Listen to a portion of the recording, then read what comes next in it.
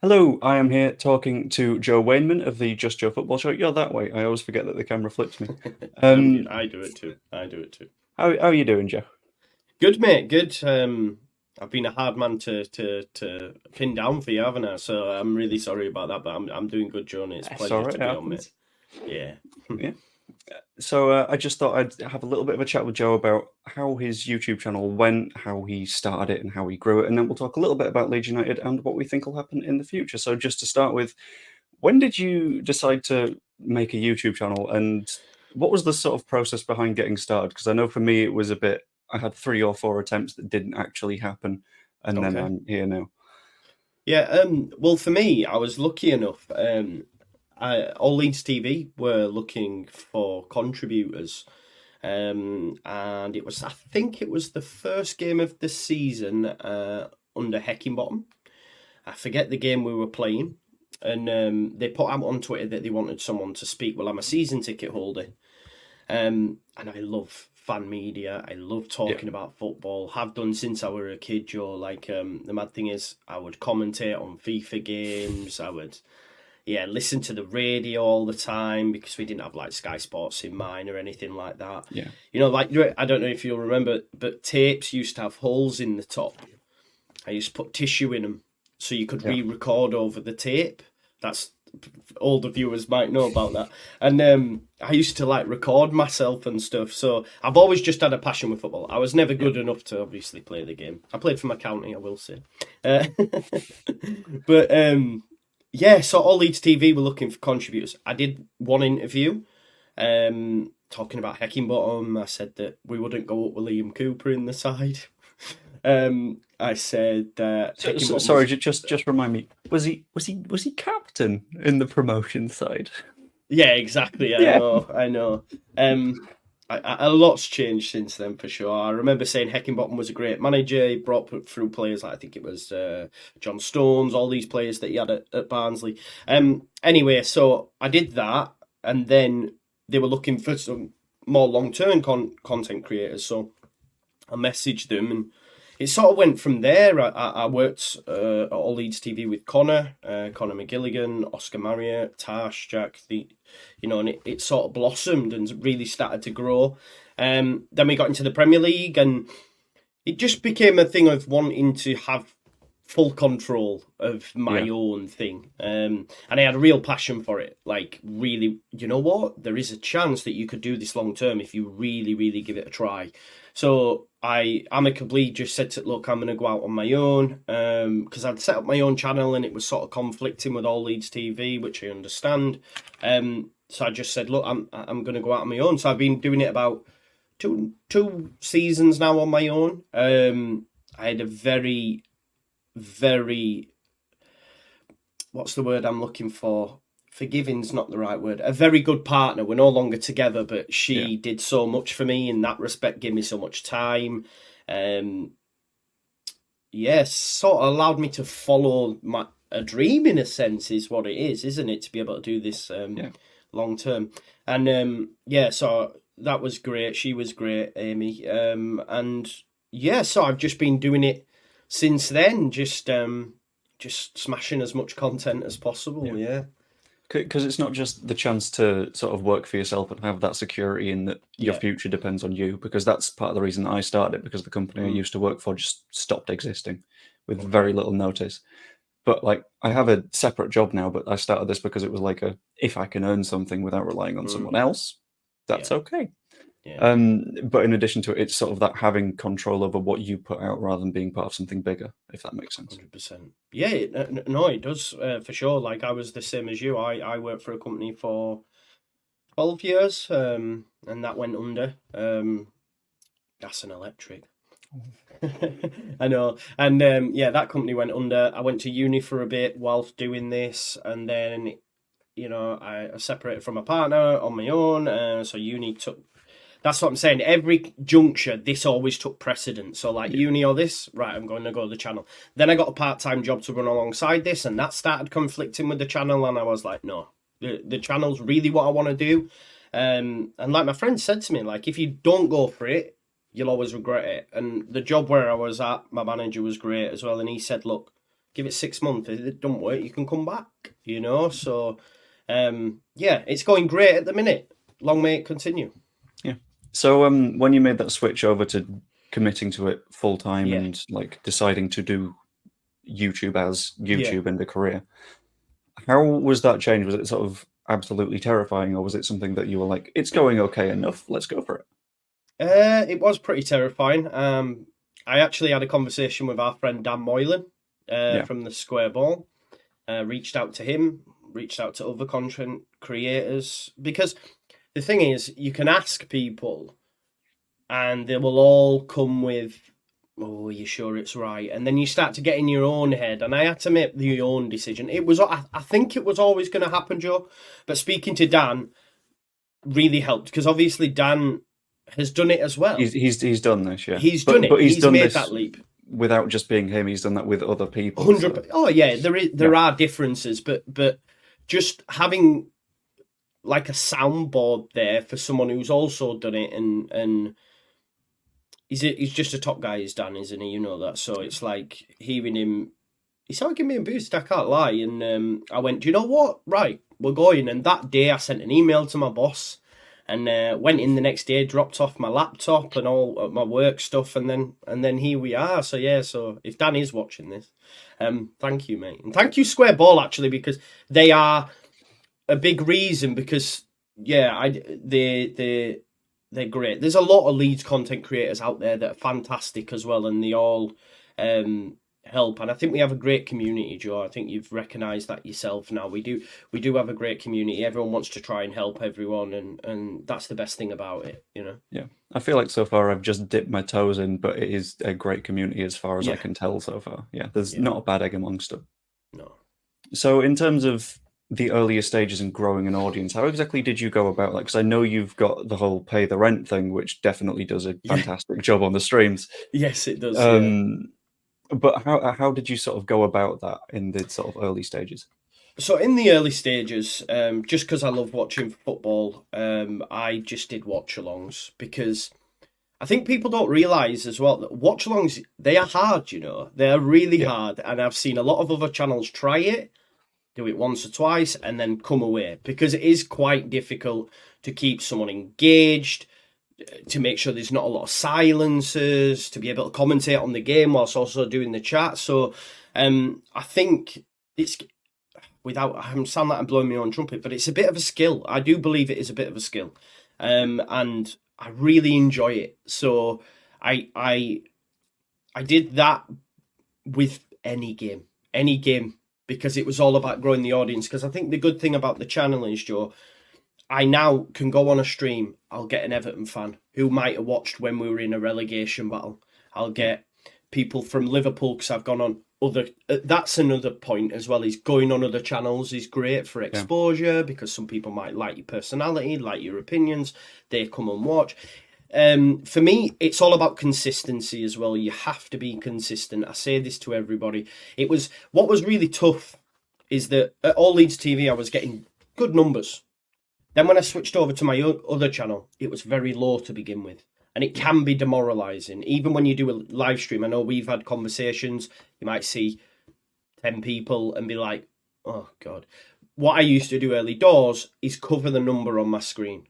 Because I think it used to get in my head, what am I not doing? Why aren't there more people? So I used to not chase the number, just continue to be consistent and grow a community. And, you know, like the people that come and watch, you know, Alison, Danny, there's so many, Justin Thomas.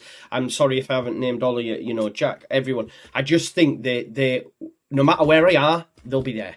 No matter what stream, they'll be there. And just having that solid base is great, and I'm really grateful to everybody that watches, because I'm able to do it, you know? It's class. It's sort of building that base foundation, and then once you build on that, you're fine. 100%. Sort of thing. Yeah.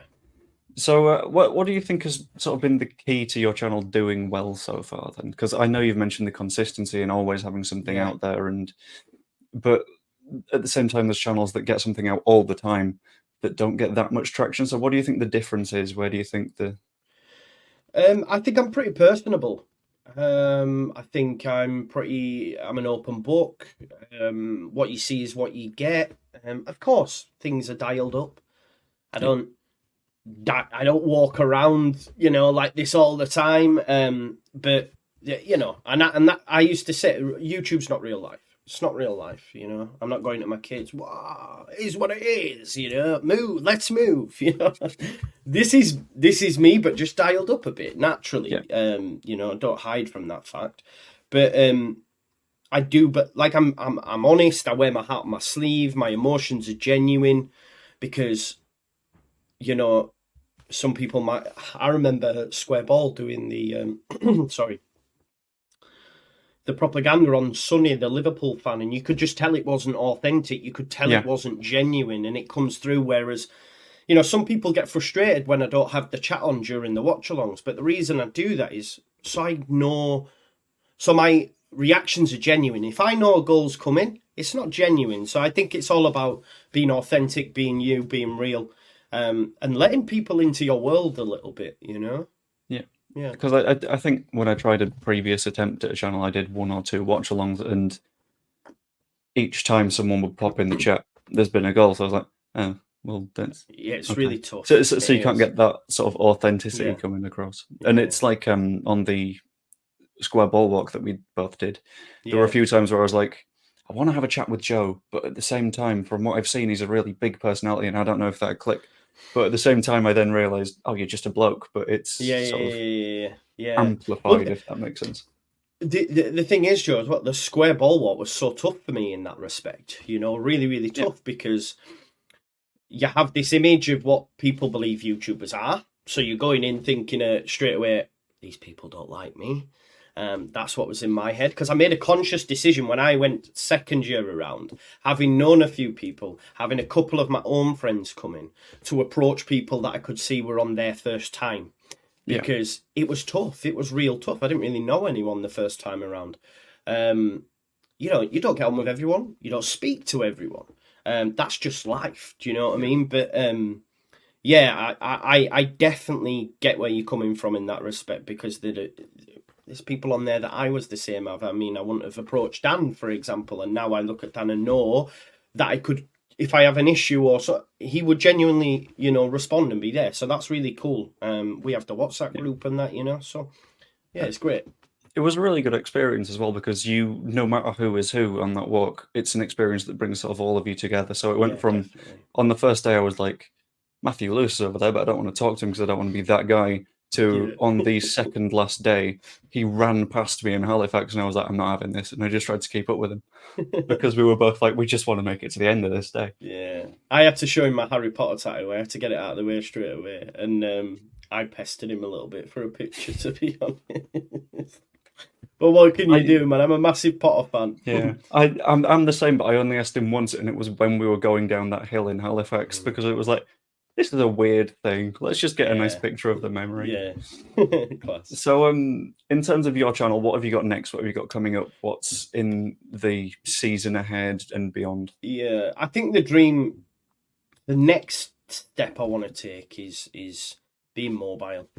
I want to be able to go to the ground, not necessarily on a match day, because watch-alongs are my bread and butter, but being able to interview footfall that might be in and around Ellen Road, the day after a game maybe, because you stand outside the club shop, you're going to get a lot of people coming in and out.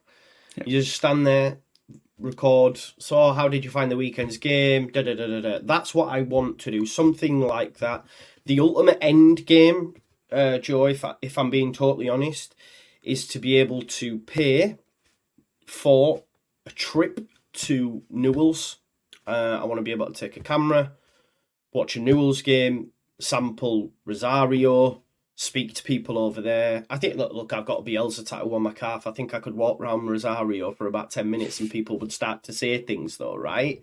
So I just think from a content creation perspective, that's my dream. My dream, like Rocco, from the Final Word, he's going to Uruguay to go watch Bielsa watch them play Brazil, and obviously I'm not in a financial position to do that, but to do something like that would just be amazing from my own experience, but also I think from a content creation perspective, because in the football sphere, it's hard to get something that lasts long term.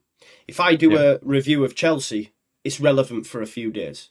Whereas if you because then they change, they have different players, they've got injuries. Exactly, yes. Transfer videos, they're relevant for a day. Do you know what I mean? It's no one's going back to watch me saying we're interested in such and such. Whereas if you have content like that, I think, you know, that's why vlogs do so well. And I've tried. It's not for me. It's just not for me. In terms of in the ground, I mean, it's a really difficult skill.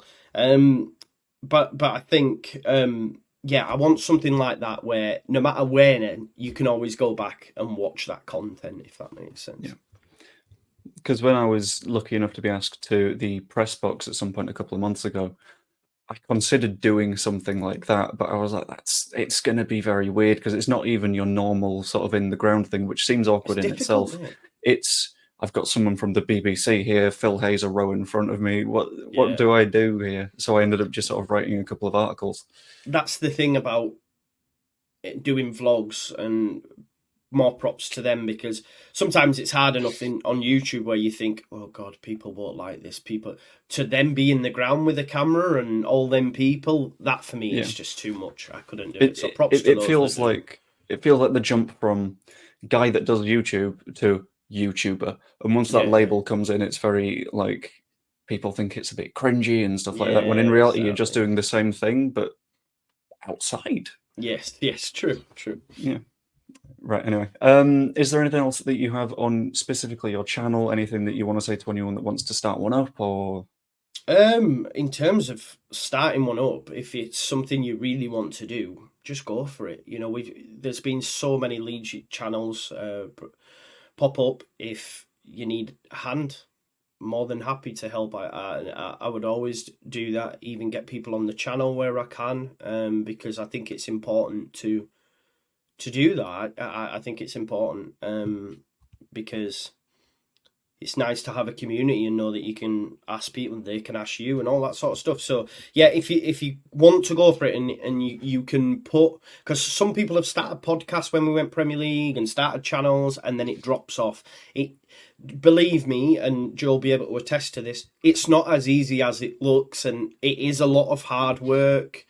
Sat in this room, for God's sake, sometimes doing this, doing that, and I'm like, oh God, but it's worth it, because I just love my football club. I love my football club. I love football. It's my biggest passion outside of my children, of course, and yeah, so yeah, amazing. Thanks. I don't know what to say. Yeah. In terms of the community and stuff and asking you for help, I think off the top of my head, my 2 appearances on your shows have led to something like 200 subscribers directly, and even indirectly, it'll snowball from there. So I can vouch for the fact that Joe is absolutely fantastic. Cheers, that means a lot. I'm going to leave that there for the YouTube chat. I'm going to put up another video either tomorrow or the day after about general thoughts on Leeds United with Joe. Let me know what you think. Comment below any thoughts you've got, any questions you've got. I might try and pass them on to Joe, or if you dip into the comments, it's all well and good. Like the video if you enjoyed, and subscribe. See you next time.